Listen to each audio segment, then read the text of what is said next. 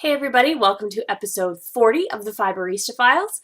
I'm Heather, if you don't know that already, Boutros Babe on Ravelry and Plurk. Welcome to the podcast. If you're coming back, good to have you. Okay. Last week's episode was really long, and I really apologize for that if you weren't expecting or appreciating that. Turns out everybody kind of had long episodes last week. The Knit Girls, Erin of Mommy Needs Yarn, Lisa of 90% Knitting, Stephen of Dramatic Knits. There were a whole host of people who had long episodes this week, so I wasn't the only one. This is a more normal episode. This is about the most normal episode I've had in a month or two. So why don't we get to it? All right. I have been knitting. Summer is great. I actually have time to knit. I was at a point where I had a bunch of things that were almost finished, so I was able to get a bunch of things done. The most recent thing that I finished was the oven mitt socks. They're called oven mitt socks because they are so big. This is the sock. This is the heel here, down by my elbow.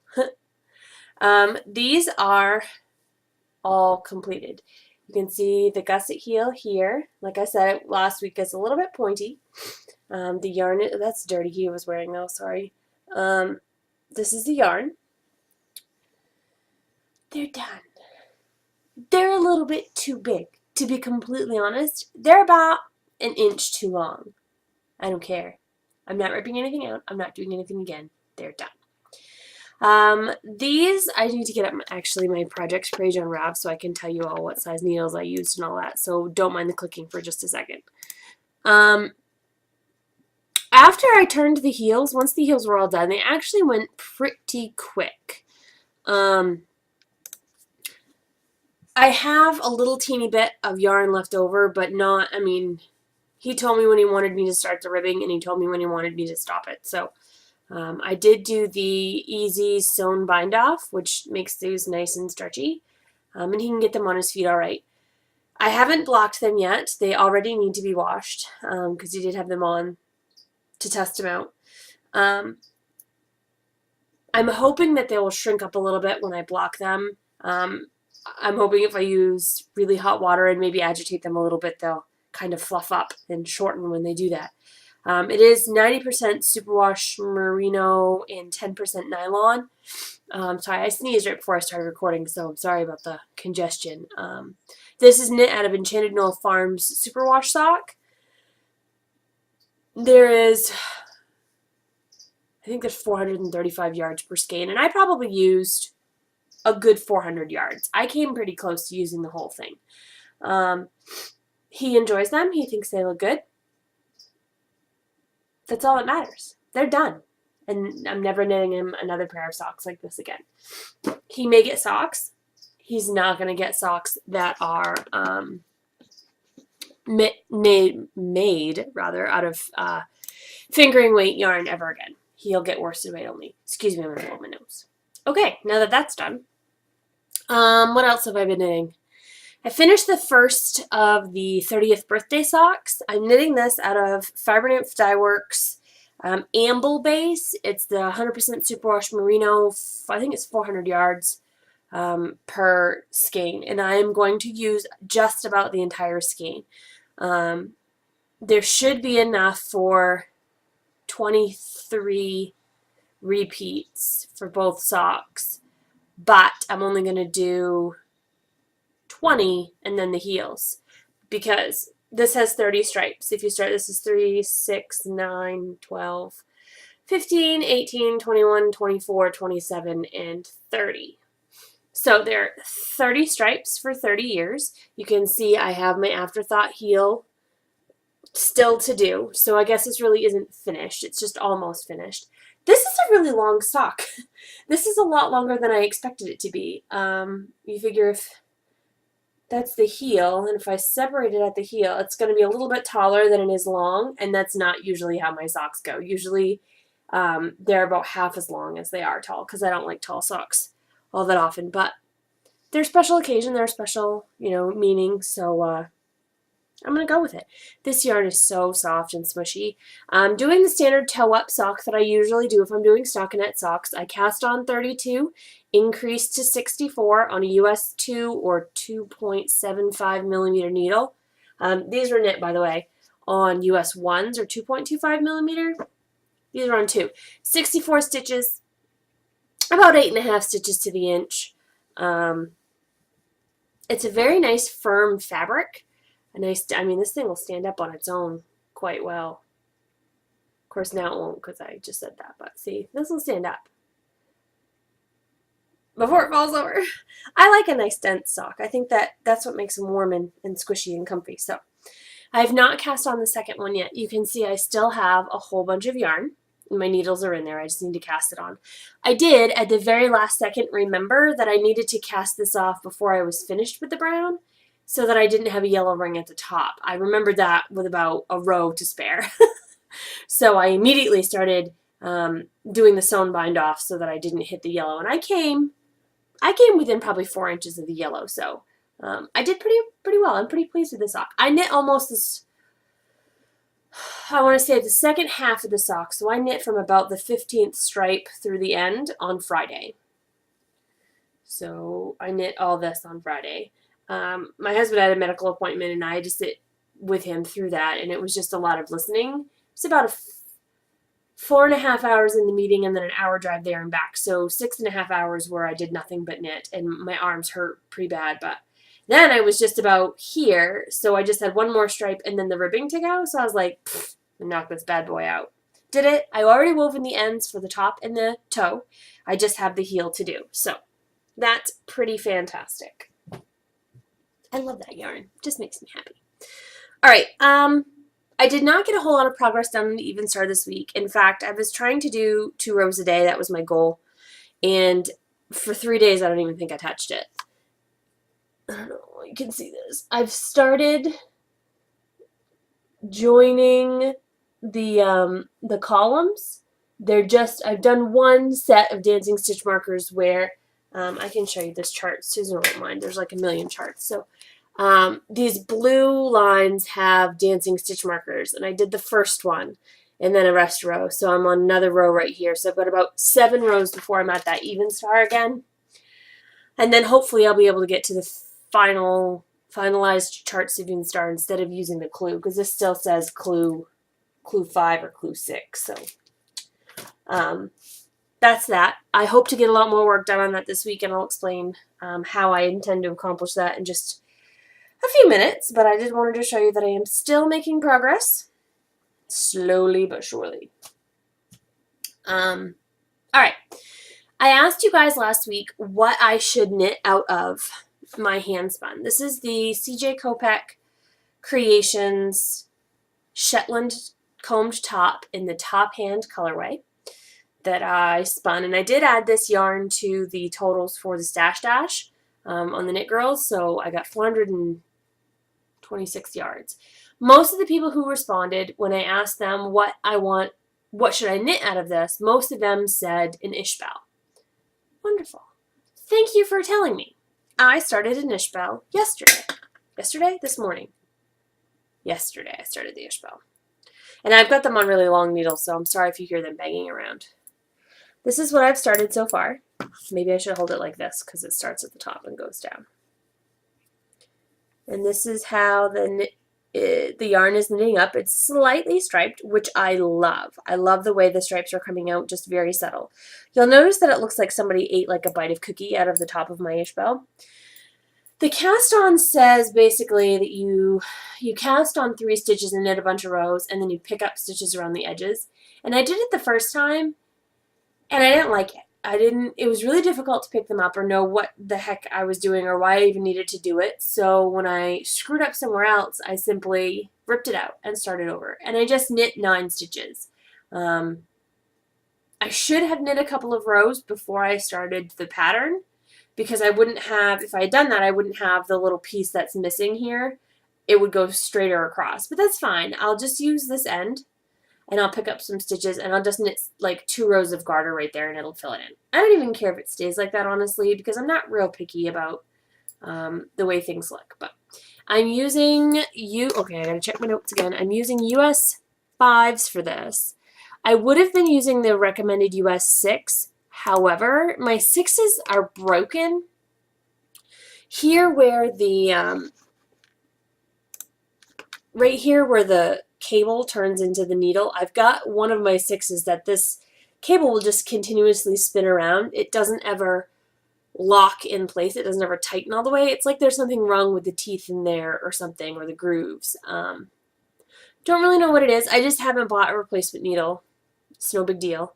But I am using 5s for this, and those are 3.75 millimeters. I think the difference between the 5s and the 6 is like 1/4 of a millimeter anyway, so really not a big deal. The fabric feels good. It is softer once it's knit. In the skein, it feels a little rough and scratchy. It's Shetland, it's supposed to. But once you knit it up, it feels a little bit better. So I'm already up to about 90 some stitches. I have to get to like, I'm doing the smaller size, so I've got to get to like I don't know, like 150 something before I can move on to the border. But that's going well, and I hope to work on that more this week also. Spinning. I have been spinning. The Tour de Fleece started yesterday, and I sort of didn't know if I was going to do Tour de Fleece or not. Adding another thing to my plate right now is a little iffy, honestly. There's some things going on, and I'll talk about some of that in a minute. But I've been taking a lot of trips to the coast. I've been in the car a lot of hours. It's been kind of a pain, but that's the way of life. So the problem was everybody on Plurk was talking about, sorry, there's a bird walking underneath my truck out there. I don't know why. There have been a lot of people on Plurk talking about Tour de Fleece and how excited they were to begin. So I kind of got bit by the spinning bug. My wheel is down here anyway because it's summertime and my craft room can get pretty hot, and so I spin down here when I can. Even if it's just for a few minutes, you know, waiting for a video podcast to load or something like that, I will spin because it's all right here in my mess of a craft area. Did you remember several months ago when this was all neat and clean? This was so nice and neat. I don't know what happened. I got clean. Anyway, what I'm spinning right now is a bat that I got as a gift from my friend Tina when she sent me the bags that she made me, this bag and the other bag that holds spindles. She also sent me a bat. She sent me a bat of politically incorrect fibers, and I meant to show this last week on the podcast and didn't, and I'm sad now because I've prepared it all so you can't see. But it's called a one night stand fiber bat because these are all one of a kind fibers that bats that are not created again, and every one night stand bat has the name of a guy. So there's Colton, there's Tristan, there are all these wonderful guy names, and it's pretty awesome. This fiber bat, and I'll show you what it looks like in a minute, what the colors are in it. It was 4.9 ounces, had Merino, Angelina, and Faux Angora in it. Now, I'm not generally a fan of Angelina, but this bat was gorgeous. And Tina bought it for me because she loves me and because she knows that I wouldn't have bought it myself. This is their logo. You can see there's Mona Lisa with some yarn and needles and a fake nose. So, this is the first bobbin that I did last night. It's kind of hard to see, huh? That window was sort of overexposing my light a little bit. As you can see here, you can see the color progression better in this one. And I just took this one straight off the wheel, so it still has the bobbins and everything, flyer and everything still attached. It starts out very blue, goes into a purple. The purple mixes with pink. Then it becomes very pink, and then eventually goes from the pink into this. It's almost white. It is white at the very end. It is. And you can see on this one how it's all white. There's the top. Maybe you can't see. Oh, my word. Before I didn't have enough light. Now I have too much. Anyways, this is white right here. So it's a color progression, and what I did was there were 4 bats. Each one was just over an ounce. I opened them all up because they're all folded into thirds and then rolled up. So I opened them all up, split them in half, split each half into half again, and then each one of those quarters into 8s and then just wound them, sort of pulled it into roving, because this is a bat, so it becomes roving. And then I just pulled it into roving and sort of twisted it all up into, I just broke that, into a ball. This is one ball. This is the second ball. These two, once they're done, these two singles will be plied together to make a two-ply. I'm not going to apply them on themselves because I want the colors to sort of start out together and end together, and where they change might differ a little bit depending on where the fiber was split, but in the end they'll end up in the same place. And then I have two more, and you can see a little bit better how blue these are, blue with the purple. And you can see the Angelina in there. It's a little bit thick and thin. Angelina kind of messes with how the fiber drafts, as well as everything in there has a different staple length. So it's a little bit tricky, but not terrible. I'm enjoying spinning it. And when you get to the white stuff, which is the last bit in the ball, the white, I don't know if that's the faux Angora, but it just spins beautifully and just drafts easy. It's beautiful. My hair's crazy again. I'm sorry. So, and this is just a cheap bowl. I bought it Target that I keep all of my spinning stuff in. So that's the spinning.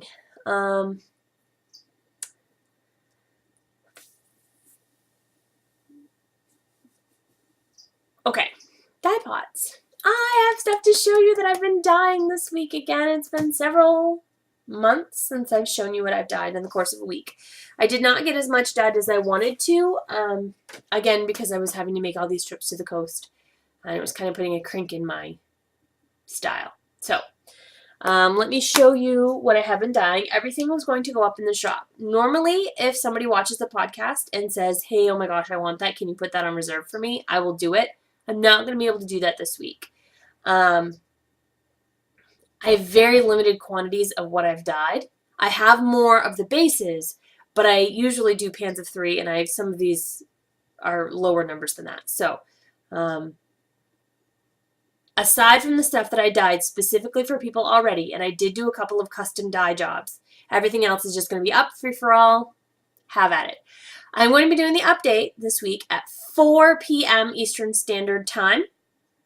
4 p.m. instead of 5 p.m. That's an hour earlier. Monday is the 4th of July. It's America's Independence Day. And for those people who are going to be barbecuing and whatnot, I want them to be able to have some time before the dinner festivities begin to get shopping, as well as that also gives the international people, an extra hour on a Monday for them to get the stuff. So this is a little like cowlick, constant pain in my butt. Okay. So, I have a bunch of new bases. I did dye some regular bases, but also some of the new stuff. Now, let me move my page of notes so I can tell you what the fiber content is for each of these new bases. They will be named, the yarns at least will be named something. For example, black cherry lace yarn is my 100% merino. This new lace base will be named something else that has a cherry name. There's another kind of cherry. I just got to figure out what it is. So, the sock yarn, which my regular sock yarn is sugar maple sock, this sock yarn will be called silver maple sock. So just keep that in mind. You might want to write this down if you see something that you really want so that you know immediately what to grab. So let's start out with, what's on top? I have a new fiber merino base. It is 60% superwash merino, 30% bamboo, and 10% nylon. Great for socks, great for anything. The bamboo does not take the acid dyes because it's a plant fiber. So it leaves some undyed areas that I think are gorgeous.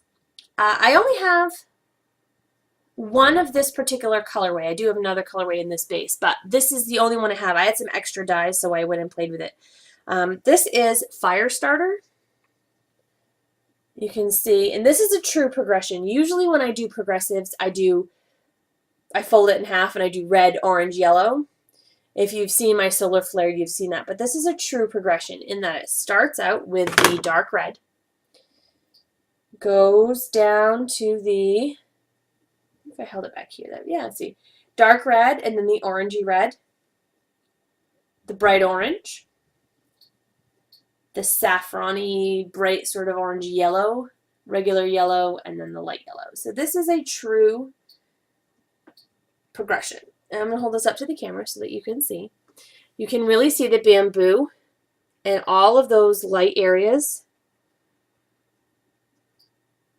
That's all the bamboo. The depth of color that you're going to get in this is fan-freaking-tastic. That yellow is amazing. Like, you just can't get any better than Happy Bright Sunshiny Yellow. So, there's one braid of this. This is Fire Starter, and it will be up for sale in the shop. It's so pretty. I love that base. I have another colorway in that base as well. Let me reach for it. I'm sorry I'm reaching, guys, but everything's in the fiber tote to keep it safe. I have, I think, I don't know if I have 2 or 3 of these, to be completely honest. I think I have 3. This is Greenwood.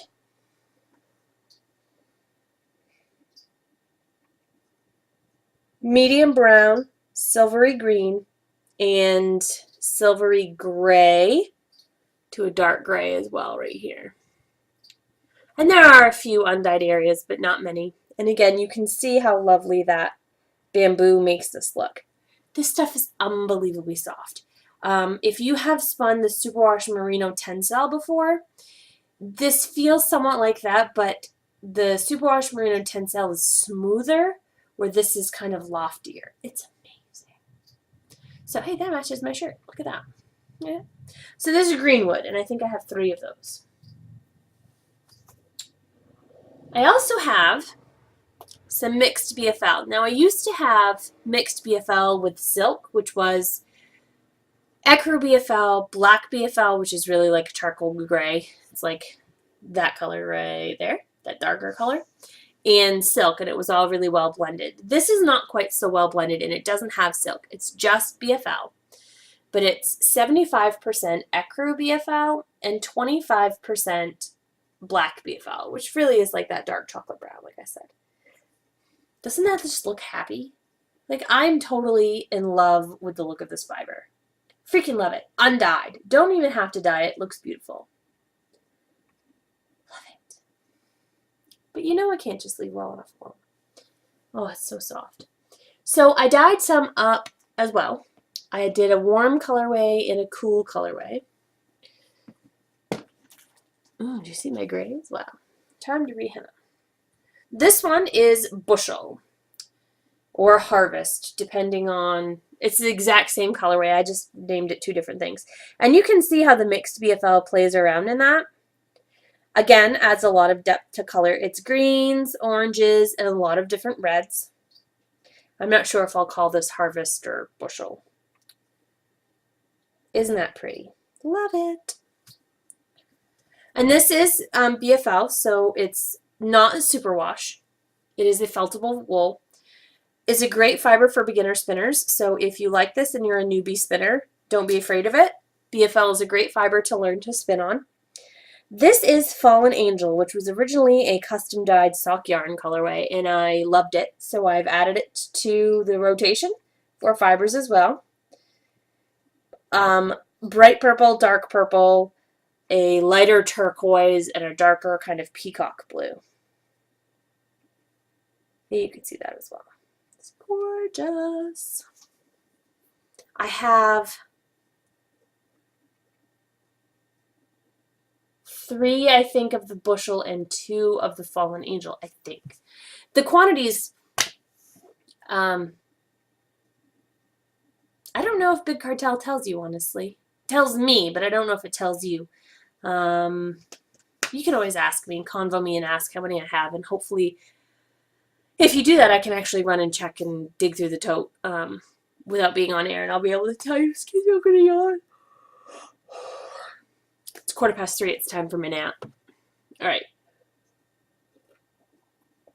One of the other new base fibers that I've really enjoyed playing with is apparently also a limited edition, and I should have paid attention because I'm sad that I'm not going to be able to have this on regular stock because it's so much fun. I am in love with it.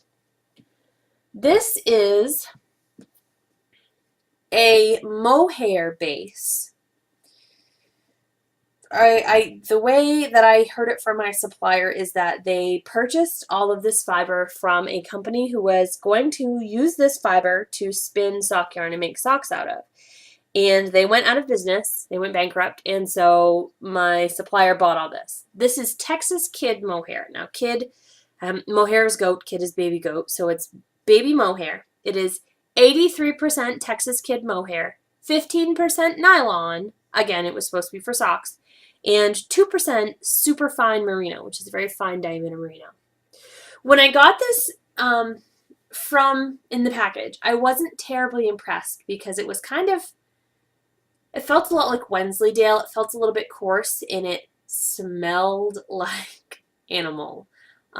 This stuff is all washed before it comes to me, so I was a little surprised at how animal scented it was. But I said, well, I'm just going to take my time and just do some up and we'll test it and see. It was a very inexpensive base. This is a fire starter, by the way. Same thing. True progression goes from red to dark orange, bright orange, and then into the yellows. So, anyway, I dyed it up. It takes the dye beautifully. Mohair has a really great sheen. You can see how shiny it is. It's nice. It's got a nice halo. I'm sure I'll put that on my double chin, maybe put it on my hair. There, you see the halo? There's little fibers sticking up and out of the braid. Once it had dyed and dried, I loved it. It softened up, it smoothed out, it smelled a lot better. Really improved dramatically after the dyeing process. And I love it. I actually spun some up. I'll show you in a second. Actually, I'll show you right now. I spun some, I had a little extra piece, so I spun a sample. I dyed it in the fire starter colorway and spun it up just on a spindle that I had kicking around. It's from the window that the light's coming.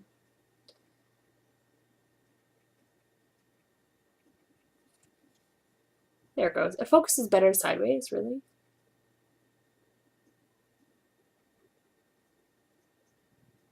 Spins very fine if you want it to. It does have, the finish yarn does have some halo. It's a longer staple. It's between 4 and 6 inches. The merino has a little bit less, but the mohair itself is a pretty long staple. So I had to keep backing my fiber holding hand up because I was tugging. It was a little bit more work than I was used to because I've been working with shorter staple fibers. But this actually wouldn't be a bad fiber for a beginner to spin on. It feels almost waxed, like when the fibers slide past each other. It's a very smooth, almost like there's lanolin left in here. There's not, as far as I know, but it is a very smooth fiber. And where it's longer stapled, great, great, great fiber for, I think, for beginners. Now, if you are like me and you're a splitter, you like to split your top by pulling it 2 halves apart rather than by drafting, you definitely want to try this Texas Kid mohair because it splits like nobody's business. You just look at it and it falls, you know, it just comes apart into 2 pieces. It's really great. You can see here on the end, see how there's like gaps in there? Like oh, look there, it's just 2. No, I'm not going to do horns. All right. This is called Raspberry Lemonade. I'm sorry my colors are so off today, guys. It's raining, so I've got all kinds of lamps and stuff on. Raspberry Lemonade is a blend of pinks and yellows, and I allowed the pinks and yellows to blend together, so there are some sort of orange and chestnut bits in there as well as the brighter, more separated out pops of yellow and pink. This is Raspberry Lemonade. I've got a couple of those. Maybe I just have one. Maybe I dyed 2 of them. One of the Raspberry Lemonades I'm keeping for myself because, like I said, it's a limited run. I think I just got an email from them that said they had less than 100 pounds left of it, so I'm going to go buy some more because I love it. Okay, speaking of pink lemonade, I did dye up some Tussa Silk. You've seen Tussa Silk before. I've had it in the shop before. I had some extra dye left over, so I dyed some up in the same colorway for the silk, the yellows and pinks, pink lemonade. I love using silk as a dye stopper. I also dyed up some Cordia. This is one that I did that was a custom order. Somebody asked me to dye up some bearded iris, so I did. It looks very teal on your screen, but that's more of a true green than it's showing there. More green, less blue.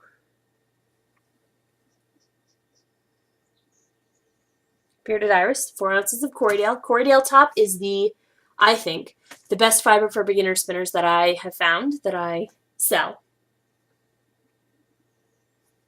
What else do I have? I thought I did more Corriedale. Maybe that was in my head. I did do some Superwash Merino Tencel as well. I did the Superwash Merino Tencel because I had a custom order. Which ones are the customs? One of these is different than the other ones. These two are the custom. So this one's going to go for sale. I did this in Loki's Whim, which is all of the greens. There's a bright lime green here, a medium green, and then a dark green as well. And those colors are pretty accurate. Loki's Whim and Superwash Merino Tencel. I did some more Loki's Whim. I did 2 dye batches, and then I did some in the Superwash Merino Tencel, and I also did 3 skeins of sock yarn. I did Azure for the Fiber Frolic, and it sold well, when I got back home. So I decided to do Loki's Whim too. Azure is the blue version. It has the bright light and dark blues, and this is Loki's Whim that has all the greens. I think these would make a great La Vie de Bois, or maybe a Cookie Monkey sock. This is the sugar maple sock, which is the 75% superwash wool and 25% nylon. It's a workhorse wool. It's not the softest wool around because it isn't superwash merino, it's superwash wool. However, it doesn't pill, it looks great, it wears great, it's a smooth yarn, it feels awesome, looks awesome. I love it.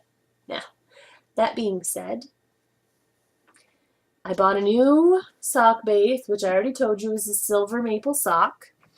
It is made out of 60% superwash merino, 30% bamboo, and 10% nylon.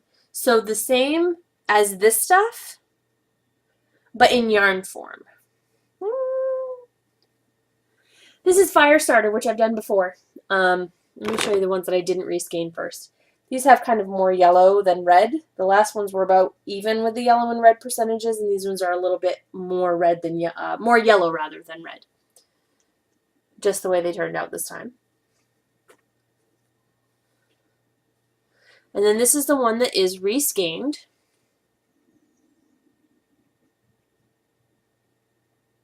You can see that there's a definite sheen to that. It's the bamboo. Because it doesn't take the dye the same. It's gorgeous. I have never felt a sock yarn that is as soft and smooth and lovely as this stuff. I will be making myself socks out of this. Go away, bug. It's awesome. It's so awesome. I don't even know. I just want to look at it. I don't even want to talk to you guys. I just want to look and just feel it. So soft. This is the only colorway that I got dyed up in this base for this week. I have a big cone of it, so there will be more. There will be probably another 3 colorways. If you've got a colorway that you want to see out of this, let me know. We'll see. I've got more to dye, so I can definitely dye some up. I also got a new lace base. Oh, let me show you I did some of my regular lace as well. This is granite. This is a lighter version of granite than the one that you usually see. I was aiming for a different colorway. I'll show you in a second. I didn't get it. I used the wrong gray. So this is granite. Grays. Pretty grays. 100% merino. Fine merino. And then I got a new lace base. And this is going to be the new, not black cherry lace, but will be a different cherry base. It's 80% merino and 20% silk. It has improved drape, it has improved sheen, and is also a little bit stronger because of the silk. It's a little bit more money because of the silk too, but this is called Frost. And this is the gray that I've been trying to get for weeks and weeks and weeks, and I haven't been able to do the very light gray that I've wanted. They really do look the same, even though one looks lighter. They really are the same. This is called Frost. It's a very, very, very pale silver. There are in a couple of spots some tiny hints of blush. It's not that there was any red like dye or anything, just that I think something brushed up against it, maybe one of the fire starters. So in a couple of spots they look a teeny bit pink, but it's nothing that I can spot right now, and probably nothing you'd see in the finished object. Oh wait, maybe there's one right there. Maybe not. Yeah, I guess there's a little bit of pink right there. So, Frost. Finally managed to get the right gray. And you can see the difference between granite and Frost. Somebody on Plurk or somewhere asked me to do sea glass in the new base as well. So I did. Sea glass is a variegated colorway. It is not tonal like most of the lace that I dye. There's a blue and a green, and you can see it there, but I just want to point that out because if you are looking to knit something and you're not sure if it looks good in variegated colors, you might want to avoid this yarn. And this is the new base as well. 80% merino, 20% silk. Love it. They came out great. I really like the way they took the dye. Now I have a few more things to show you. Lickety split. I did some more silk. This is Loki's Whim in silk. It doesn't look as, it's not as highly variegated as the Superwash Merino Tencel, but that's because the silk I do in a pot instead of in a pan. I have two of these, the Uber Bright Blue. Every time I use this bright blue, because it is a very strong dye, I always have leftovers. So there's some blue, that's also silk. Each of those silks are 2 ounces instead of 4. I do have another pink lemonade. Raspberry lemonade, not pink lemonade. This is pink. I'm calling this one Muir. M-U-I-R. It's a rosy, soft pink. Very girly. Superwash Merino Tencel. I also did Thor's Hammer again. I have 3 of these. Try and get that without the glare. Oh, there we go. Thor's Hammer. And Freya's Cloak, which is that bright blue that I used. And those both have black and charcoal gray in them as well. Now, oh, also in the regular silk base, not silk, regular lace base, everything is all a mess in here. As I reskeined it or braided it, I just threw it in there. I have another pair of skeins of Blue Lobster in the 100% merino, black cherry lace.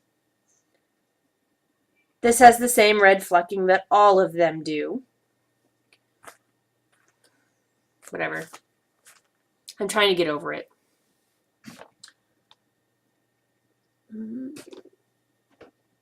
Oh, I forgot a colorway of the Texas Kid Mohair. I also did the Texas Kid Mohair in Federal, which is a faded sort of bluish gray, grayish blue, I guess. It's more blue than gray here, and then like a bright raspberry cobbler sort of color.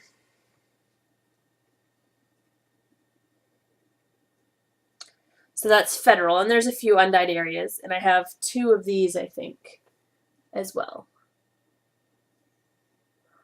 So, I'm checking really quick to make sure that's everything. I haven't done dye pots in a while, so yep, it's been a while. Okay, so that's what will be in the shop update tomorrow, 4 p.m. Eastern Standard Time, which is an hour earlier. I keep moving it back. Now, I know what you're thinking. But I'm going to be drinking all day, or out on a boat, or I'm going to be partying all day, or I'm going to be visiting family all day. I'm not going to be there for Monday night's update. That's okay. Everything that isn't sold on Monday will still be there on Tuesday. However, my husband and I are going on vacation. Not even vacation. We're going on a trip for a few days. We are going to the coast again on Tuesday, and then we're just going to stay on the coast. We're going to bring the camper. We're going to take a few days and sort of travel the coast a little while. We might stop in and see Katie from Knitting on the Fly podcast. We're not really sure what we're going to do, but we're going to have the camper in the Gazetteer, which is our big main map, and we're going to see what's what. I'm not sure when we'll be back. We should be back by Friday at the latest. If the weather turns to crap, we'll be back a little bit faster than that, but we may not be back until Friday. So when we leave on Tuesday, which will probably be around 11 o'clock or noon, when we leave on Tuesday, I'm going to put the shop in maintenance mode. And I'll have a little note up there that says, hey, we're on vacation. We'll be back on Friday. You know, see you then. But if you see something if you saw something now, or you saw something in tomorrow's update that you want, get it before Tuesday, and I will ship it to you before we leave.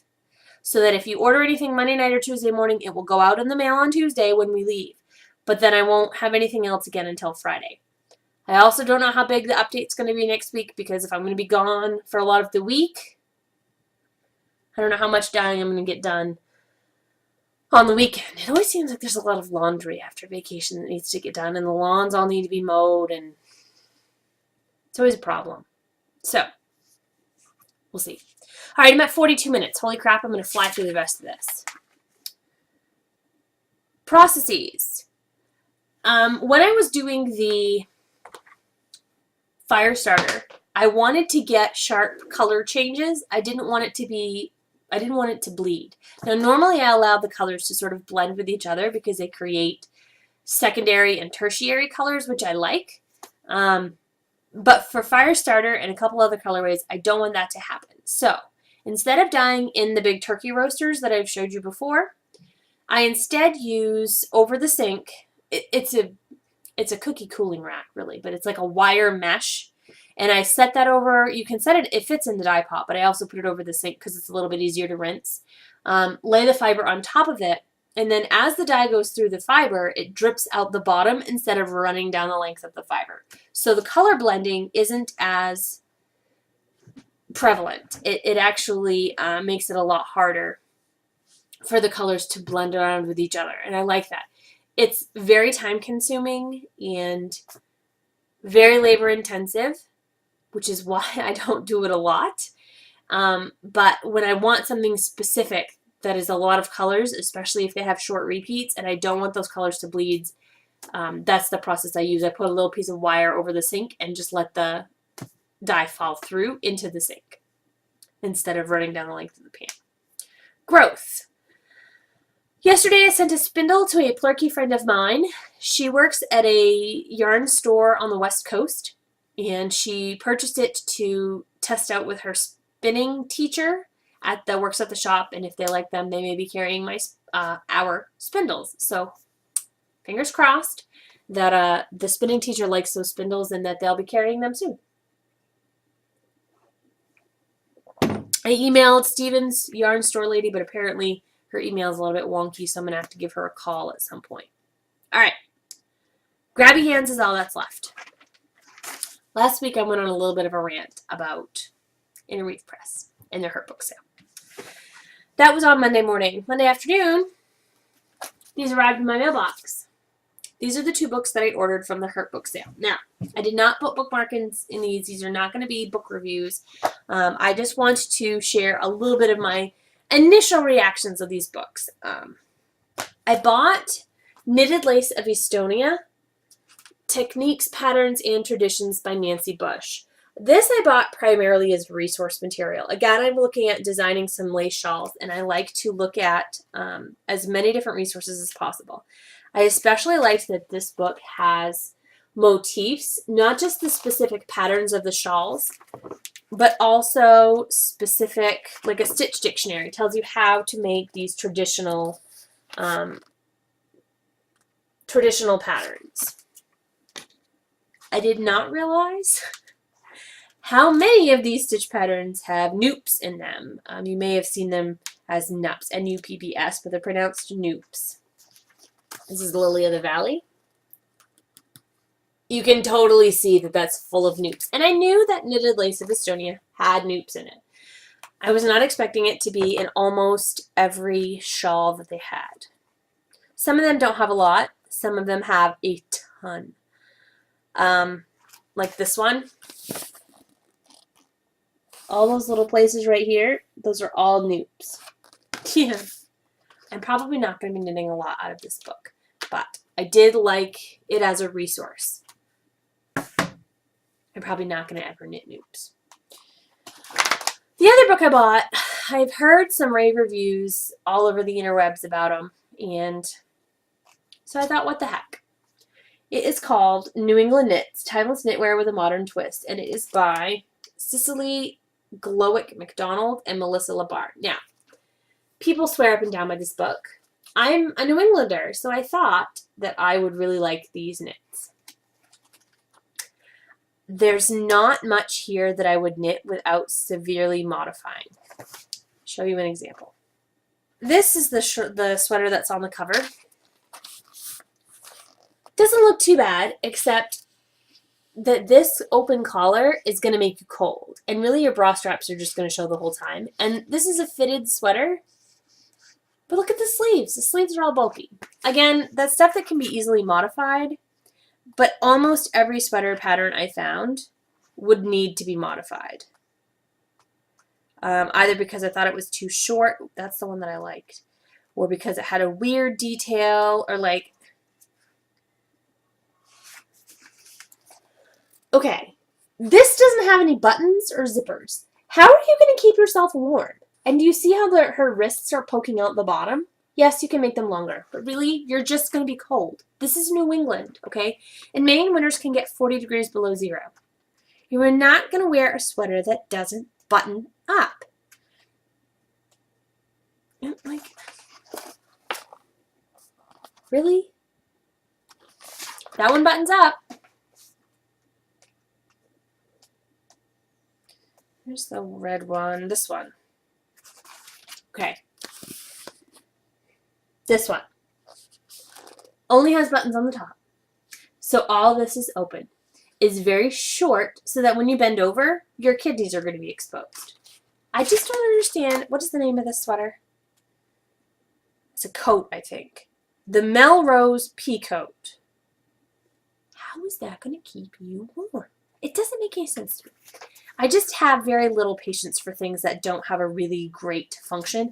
And most of the sweaters in there have the same problem for me, that the buttons don't go all the way down. If that's not a problem for you, this book is going to be great. There were a couple of things that I really loved. One is this whale watching beret. I think that little colorwork beret is stinking cute. I totally want to knit it. I really like that. The other is a sweater that has a detachable cowl. I'm not sure if it's detachable or if it's two versions, honestly. But it would be neat if you could just make it detachable. The Dairy Raglan and Cowl. And it's a sweater. Good sleeve length. It's a little short, but at least it's one piece, so you don't have to worry about not being able to button it. And then it has this neck piece here, which if you're cold and you have a coat on, that'll keep the breeze out. That's perfectly useful. And then without it, you can see it's just a straight sort of not very wide neck. Doesn't have any ribbing or anything. Just sort of plain. But I haven't read it to see if the cowl piece is attachable or detachable, or I think it's just separate. But it'd be neat if you had little buttons underneath there, and then you could button it on or button it off depending on what your needs were. So I was a little disappointed. I felt like after having that big huge rant that I did the other day, then they should have at least been awesome. And they're okay. This is why I usually look at books very thoroughly in the bookstore before I buy them elsewhere. Because I am so often disappointed by patterns in books. So that's all I have. This is 51 minutes. I can't believe it's another hour-long episode. I'm sorry. If you want to get a hold on me, you can always email me, heather@highlandhandmaids.com. I am Boutros Babe, BOUTROS on Ravelry and Plurk. I'm on Twitter as Fiberista Files and Intention Yarns. I am also... Is that it? I think that's it. That's most places anyway. Feel free to message me. Let me know what you think of the show, or maybe, no, not me personally. You can let me know what you think of the show or Highland Handmaids, but not me personally.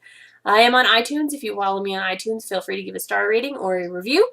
I don't often look at those, but other people do, so good for them. That's all I've got this week, guys. I hope you have a fantastic week. I hope everything Tour de Fleece related goes well for you, those of you who are spinning for Tour de Fleece. And I'll see you next week. There will be job announcements next week. So until next week, guys, happy spinning and knitting. Thanks for tuning in.